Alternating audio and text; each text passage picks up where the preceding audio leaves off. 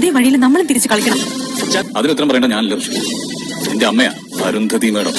Hello, അങ്ങനെ നമ്മുടെ സുഗമോ ദേവി പുതിയ പ്രൊമോയിൽ ഇപ്പൊ എല്ലാവരുടെയും മെയിൻ ശത്രുവായി മാറിയിരിക്കുകയാണ് അരുന്ധതി അല്ലെ. അപ്പൊ നമ്മുടെ ദേവിക പ്രഭാവതിയോടും സിദ്ധാർത്ഥനോടൊക്കെ പറയുന്നുണ്ട്, അവര് നമ്മളെ ഇങ്ങനെ തോപ്പിച്ചോ അതേ നാണയത്തിൽ തന്നെ അവർക്ക് തിരിച്ചും പണി കൊടുക്കണം അച്ഛാ എന്നൊക്കെ പറഞ്ഞ് നമ്മുടെ ദേവിക ഭയങ്കര പ്ലാനും കാര്യങ്ങളൊക്കെ ഒരുക്കുന്നുണ്ടേ.